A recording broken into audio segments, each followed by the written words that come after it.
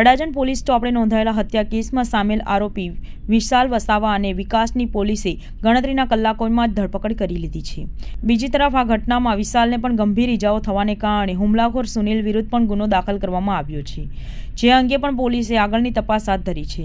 આરોપીઓને કોઈ ગુનાહિત ઇતિહાસ ધરાવે છે કે કેમ તેની પણ ઊંડાણપૂર્વકની તપાસ અડાજણ પોલીસ દ્વારા તપાસ કરવામાં આવી છે।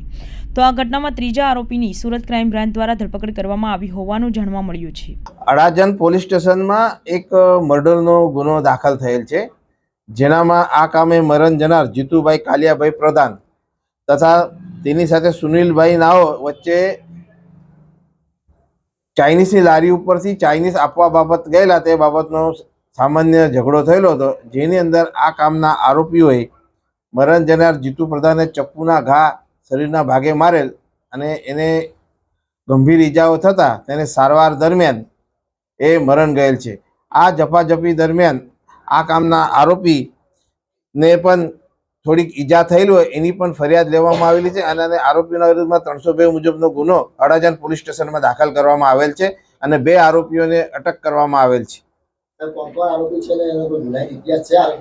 આમાં આરોપીઓમાં એક છે તો વિશાલ છે અને બીજું છે જીતુ આપણે મુકેશ જાદવ અને વિકાસ દિનેશ નાયકા, આ 3 આરોપીઓ છે અને સામે સુનિલ વસાવા છે, એને પણ ઈજા થયેલી હતી, એની પણ ફરિયાદ લઈને આ કામના આરોપીના વિરુદ્ધમાં ગુનો દાખલ કરવામાં આવેલ છે।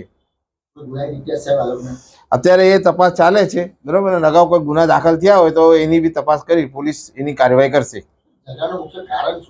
ઝઘડાનું મુખ્ય કારણ છે આ ચાઇનીઝની લારીમાં અને સિગરેટ પીવા બાબતનો ઝઘડો થયેલો હતો। આ લોકો ચાઇનીઝની લારી પર ચાલીસ આપવા ગયેલા અને સિગરેટ પીવા બાબતે આરોપી અને મરણ જનાર વચ્ચે સામાન્ય બોલાચાલી થયેલ, એની અંદર ઝઘડાનું મોટું સ્વરૂપ થયેલ છે।